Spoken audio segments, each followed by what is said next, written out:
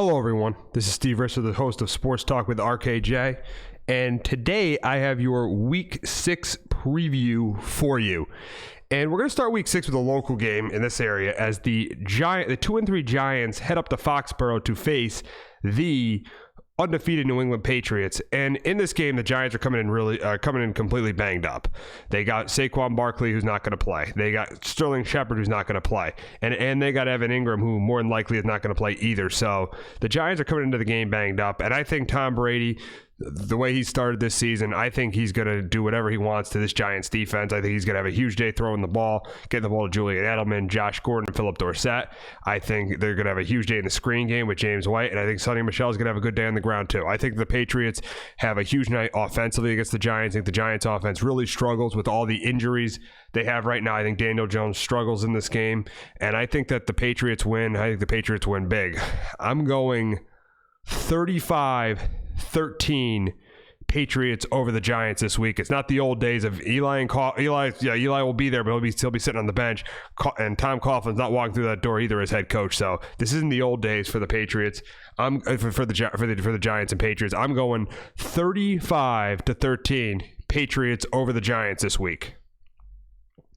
We have an NFC South matchup in London as the 3-2 Panthers face the 2-3 Bucks, and the Bucks beat the Panthers earlier in the season on a Thursday night. And I think in this game, I think the Bucks beat them again.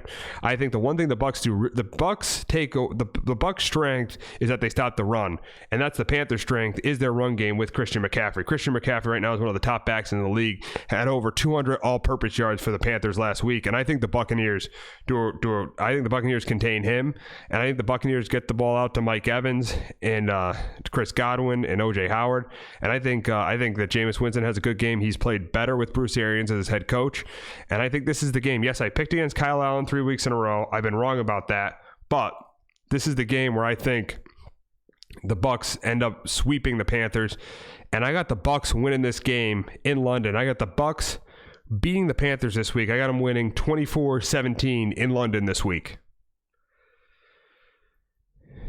A really good matchup in Kansas City as Deshaun Watson, a matchup of two really, really good young quarterbacks, as Deshaun Watson faces off with Patrick Mahomes. Patrick Mahomes is banged up. He hurt his ankle last week in the Sunday night game against the Colts. And I think in this game, this is going to be a really, really close competitive game. I think the Texans have success running the ball with Carlos Hyde and with Duke Johnson. I think that the Texans get pressure on Patrick Mahomes too. But I do think Kansas City with Frank Clark gets pressure on Deshaun Watson, Houston's offensive line. Even though it played better last week against Atlanta, it is still a really, really bad offensive line. But I think at the end of the day, Andy Reid owns Bill O'Brien. He has owned Bill O'Brien pretty much the entire time O'Brien's been with the Texans. And I think at the end of the day, the Chiefs don't lose 2 in a row. I know Holmes is banged up, but I don't think the Chiefs wins two in a row. And I think the Chiefs win a squeaker this week. I'm going 27-24 Kansas City over Houston this Sunday. The Eagles travel to the site where they won their Super Bowl 2 years ago, US Bank Stadium, as they visit the Minnesota Vikings this week. And I think this is a really, really close competitive game. But I think one of the Eagles' biggest strength is stopping the run, and that's the Vikings' biggest strength is running the football. And I think the Eagles shut down that run game. I think they get pressure on Kirk Cousins. I think they force Kirk Cousins to make a mistake or two. And I think Carson Wentz manages the game, and he makes enough plays I think Jordan Howard and Miles Sanders do enough on the ground. Carson Wentz makes enough plays for the Eagles to win this game. I think this is a really, really close, competitive game. But I got the Eagles winning this game in Minnesota. I got them winning it 23-20 over the Vikings. The Saints attempt to get their 4th consecutive win with Teddy Bridgewater under center as they head to Jacksonville to face the Jaguars. And I think in this game that the Saints have success on the ground with Alvin Kamara and with Latavius Murray. And I think with Jalen Ramsey out, Michael Thomas has a pretty good game as well. I think Jacksonville moves the ball through the air. I think Gardner Minshew throws for a good amount of yards, but I think the problem is that the Saints defense is going to get pressure on Gardner Minshew, and they're going to contain Leonard Fournette, and that's going to be the difference in the game. And I think the Jaguars will move the ball but kick field goals instead of getting touchdowns. I think the biggest difference in the game is going to be that, and I think that the Saints win, and I think they win their 4th straight with Teddy Bridgewater under center. And I got the Saints beating the Jaguars 23-16. We got a matchup of two winless teams down in Miami this week as the Redskins, who previously fired Jay Gruden as their fired Jay Gruden on Monday, and Bill Callahan takes over as their head coach, face the 0-4 Dolphins down in Miami. And I don't care who starts for the Redskins, if it's Dwayne Haskins, if it's Colt McCoy, I think that they still win the game. I think it's going to be Colt McCoy because Bill Callahan's friends with Jay Gruden. I think he's still going to maintain the plan that Jay Gruden wanted to do with Dwayne Haskins. And I think that the Redskins win this game. I think it's close. I think the biggest difference in the game, though, is going to be the Redskins' defensive line is going to get pressure on Josh with Ryan Kerrigan, with Deron Payne, with Montez Sweat, and with Jonathan Allen gets pressure on Josh Rosen. I think that ultimately ends up being the difference in this game, and that's why I got the Redskins beating the Dolphins in Miami 17-13. The Bengals travel to Baltimore in an AFC North matchup, and I think this game sets up perfectly for the Ravens. I think they have a lot of success running the football with Gus Edwards and Mark Ingram. I think Lamar Jackson has a good day throwing the football. And I think the Ravens get pressure on Andy Dalton. I think they get pressure on Dalton for most of the game with Matt Judon. I think Dalton's under pressure. I think the Bengals will get some rushing yards, but I think they'll struggle to get the run game going, and they'll still be without AJ Green. And I think the Bengals fall to 0-6. I got the Ravens winning this game 31-13 over the Bengals. A good game in Cleveland as the Seahawks head east. The second game they're playing in the Eastern time zone at 1 o'clock. The Seahawks head east to play the Browns this week. And look at the schedule, who the Browns have next after their bye week. They got the Patriots. The Browns need to win this game, but I just don't think they do. I think the biggest issue, the biggest reason why they don't win this game is because I think they're going to have trouble stopping the run game of Rashawn Penny and Chris Carson. I think Russell Wilson has a big game. He's been playing outstanding this season. And I think that on the defensive side of the ball, I think they get some pressure on Baker Mayfield, even though I think Mayfield is a big game. I think Odell or Landry goes for over 100 yards, but I don't think the Browns have success running the ball because Seattle stops the run well. I think the Browns will take advantage of Seattle's secondary, but I don't think that's going to be enough at the end of the day. And I think that the Seahawks get their third consecutive win. They go to 5-1. They win their second game in the Eastern time zone.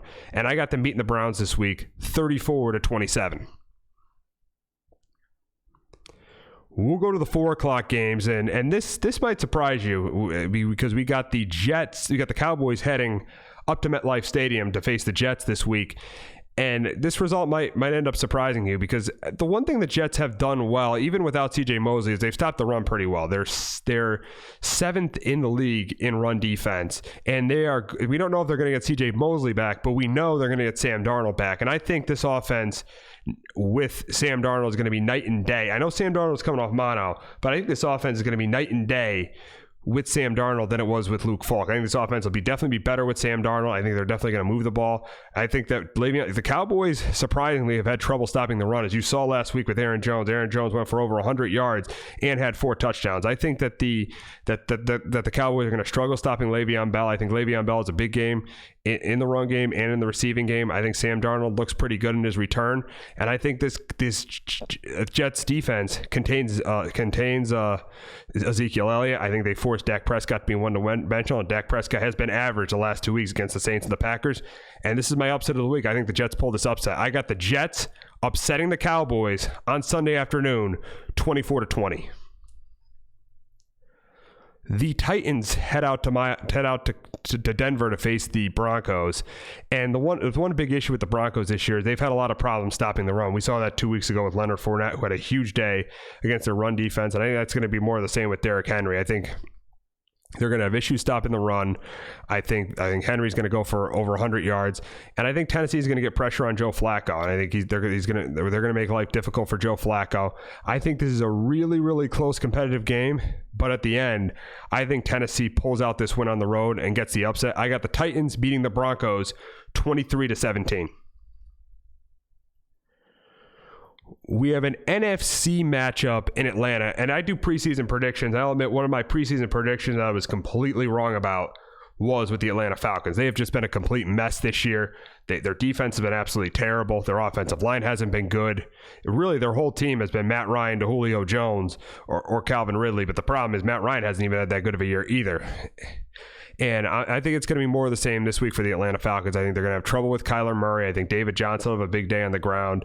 And I'm going to take the Cardinals to win this game, and because I think they're going to get pressure on Matt Ryan. I don't think the Falcons are going to get the run game going again. And I got Arizona winning their second straight game, and I got Arizona winning it 28-24 over the Falcons.